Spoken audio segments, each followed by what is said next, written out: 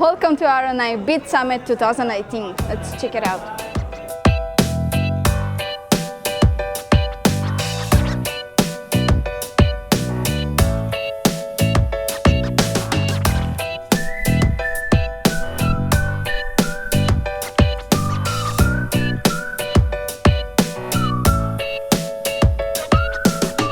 The name of the game is The Missing. The Missing. Yeah. So it's a kind of puzzle platformer. So this is the weird game mechanics. You have to hurt yourself to solve the puzzle. Really? Yeah. Cut off your hand, cut off your leg to get a higher box something. It's a weird design. How did you think of this design? What was the idea? It's a difficult question because maybe you follow my Twitter. If you follow my Twitter, I'm drinking every night. That's the reason why I can make this game, I think. The Missing has a most important message. This is kind of similar of humanity journey. It's already released. Oh, is it? Yeah, PC, PS4, Xbox, Switch. Does it have an overall story, or is it levels? No, just all over the story. Okay. Yeah, seamless, start to end. And so we got already a lot of nominees and awards. And the game is Dead Cells, and Rise of the Giants is our first free DLC that came out a few weeks ago. As you can see, it's an old school action platformer. It's pretty hardcore, so there are basically you're a prisoner and you want to get out of this Kyoto island, so you are going to fight your way out of it. Cool. It's a roguelite, so each time you die you come back right at the beginning of the game. By defeating certain elite enemies you'll gain new abilities, and with that you can access like new areas of the level, discover new secrets, or access all new levels. Also, the combat system is a lot like Dark Souls. That's our main influence on the combat. So it's really hardcore. There are a lot of rolling and dodging involved. That enemy looked beautiful. Sorry to cut you off. Thank you. That bird. Yeah, that's a bird. That's a crow, really aggressive one. We really put lots of effort into the feedback that you got from the game. You know, from hitting enemies, getting hit, smashing the doors open, or smashing the floor. There are a lot of particles, and that's what we call the juicy feel of the game. Rise of the Giants is our first free DLC. It's our way to say thank you to the players, because it's mostly endgame content. It adds 2 new levels, 2 new bosses, plenty of new weapons, plenty of new enemies. You get a new secret ending if you're strong enough to beat the full game. Say you defeat a level or an area, and then you die. Does that area remain cleared, or must you do that one as well? No. You need to do go back all over again. Yeah, but the rooms are not at the same place. The monsters are not at the same place. You can discover new weapons, different weapons at different locations. So it's kind of fun. It's our homage to Castlevania Symphony of the Night, which is the main influence of the game. Not the way it's actually played, but the way we remember to play it, you know? Interesting. Because if you take it back now, maybe the controls are a bit rigid. Each time you're in the middle of your run, you can exit and you'll come back at the same place. Okay. All right. Thanks a lot. Appreciate it. Good luck.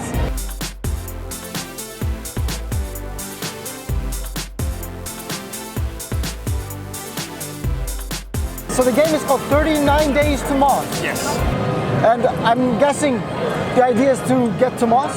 Yeah, so you're these 2 British inventors who decide they want to go and have afternoon tea on Mars.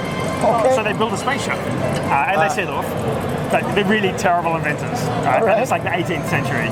Okay. So the spaceship falls apart and things fall off and explode and you get eaten by a space monster. The idea of the 39 days is you have to try and solve these things that go wrong and like hold the ship together in one piece to get to Mars. So there's no time pressure per se.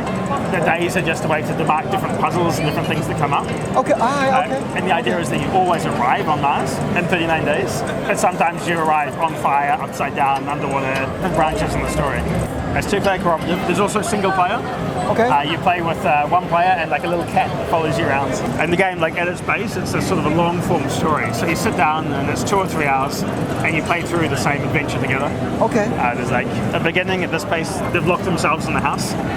So they're really terrible inventors. So they've got to get the key to get out of the house to get up to the spaceship. Ah, I see. I misunderstood. I thought the entirety was assembling the ship. No, But it's so not. the ship's It's already there. okay. It's the process It's of the process of getting to Mars, getting the to voyage. it. How long did it take you to do this? 5 years. Wow. Yeah. What was the inspiration behind this? So growing up, I used to play games with my brother, and we play adventure games. Okay. And we have to take turns at driving them. And so when I started this, I really wanted to make a game that 2 people could play like equally, share in a long form adventure. Well, it looks great. Yeah. Good luck to you. Thank you very much. Yeah.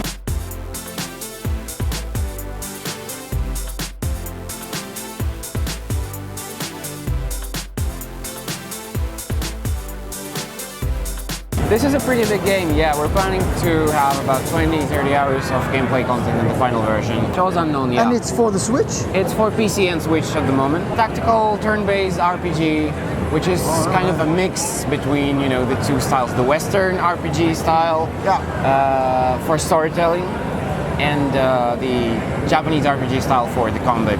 We have a branching narrative with heavy emphasis on player choice, depending on what you do, All right. how you approach the missions and so on. Like some characters may die, may live, and the endings can be different and so on. Combat is, as I said, turn-based.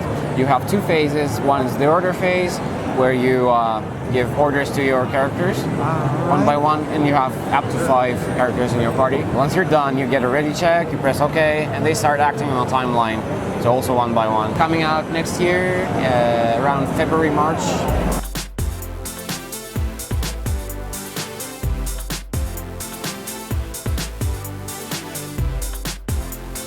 So this is Brigador. It's on Steam and other platforms for PC, Mac, and Linux. And then we're also showing our new game, Brigador Killers, which we just announced yesterday. Brigador Killers will be coming out next year. It's a direct sequel to Brigador. A lot of refinements to the game, as well as a strong story follow-up to continue what's going on. I'm going to choose the mech. All right. And now, what's unique about Brigador is it's tactical combat, and you also have depth-based aiming. So I'm not just aiming in a direction, I'm aiming... Distance. Yeah, distance. And the entire game world is destructible. So This looks so satisfying. I'm going to go into this smoke, I'm going to crouch down and ruin these people's days. Yeah. And in the meantime, these guys heard me, so they're going to be coming around. Ooh. Even off screen, they'll attack you. Yeah. So all weapons have a sound. So because I'm a big stompy mech, people can hear me from very far away, but I can stomp them. So, and now here, so these guys they're coming around, but I'm going to make a big. I'm going to blow this pipeline. So now My God. it's going to aggro a bunch of people. So everyone's going to be coming for me. So I'm going to reposition. I can take out these guys. Wow, you said this game came out a few years ago. Yes. So this game is already out. If anyone who's interested. It looks beautiful. Yeah, thank you. So this is the first game. Brigador Killers, the same engine, but we've continued to refine the game. So I'll show a similar version first, and then we can go from there. So we have much larger buildings now.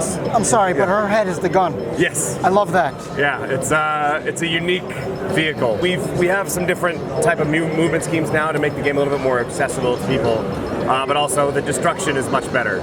One of the other things we worked on here is piloting a giant mech. This is going to have a very different feel compared to when you're just tiny infantry. So here I can just destroy this entire building, walk through, and destroy my targets. And that's one way to handle this mission. Just destroying everything, and it's a little overpowered right now, but it's fun. Right. But at the same time, you can do this same mission in a much different fashion by collateral damage there. So I'll skip out and then I'll show you what it's like when you're just a tiny infantry guy. So now here, I can't go in guns blazing, and I can't even destroy buildings. So I have to be sneaky instead. So here's the front gate. I'll destroy that. It's going to draw some attention, but I have a camo suit, so I can stealth run around. So that's my target I have to take out. So I killed him.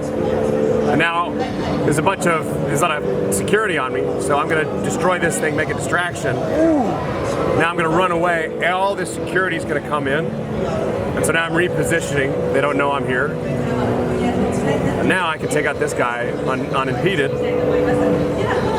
But you said it was a direct sequel. Yes. So is there a story in the game? Yes. Yeah, so these are our two games. It looks great. Thank you. This will be coming early 2020. Good luck to you then. Yeah, And cheers. thanks for talking to us.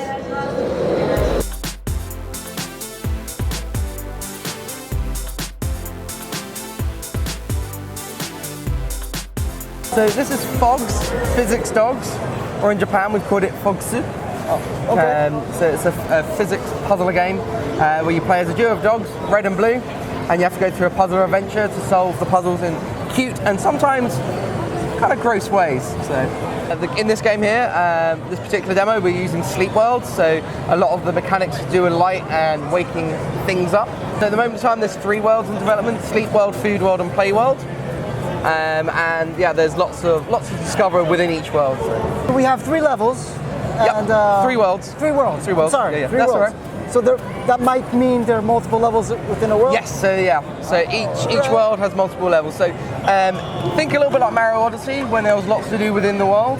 That's the kind of I guess level design we went for, where you've got each individual world, and within there's lots to do within it. So these little foggy boys just really want to just explore and have fun in whichever world they're in. So, and the idea was, from what I saw, to push the opponent into the oven? So at the moment in time, there's 2 modes. There's one where you have to fight to be the tastiest cake. It's a 4-player multiplayer game. Fight to be the tastiest cake. Yes. I love it. And you have to basically coat yourself in as much candy as possible. God, that and you sounds have so to just cool. beat each other up and make sure you are the tastiest. The other mode we have is a little bit more relaxed one, where you have to collect as much fruit as possible and throw it in the flan. And I think that was, I believe, the one you played earlier. Oh, okay. And you did catch fire on the hob. There is, again, this is a team of 3 from Newcastle, so from the northeast of England, just down the road from us. And they are all ex-Ubisoft staff, and they decided, you know what, we don't want to do the Division anymore, let's make some cake games. This was their natural go-to place, was cake. And the game is called Cake Bash. Cake Bash. There's multiple game modes. At the moment we're quite early on just discovering the fun, with lots of other game modes at the moment in time. So on the show floor we have the 2, and on this particular event one it's all at random, just so it's easy to pick up and play. So we've just removed quite a bit of the menu screen just for the ease of an event. It looks delicious. It does look delicious. Hey, thanks a lot. No worries. Should we go over foggy handshake? Yeah, I prefer this way. Oh yeah. Thank Who you. needs me? I'm just an extension of them. That's why you're necessary, though. Oh yeah. Right?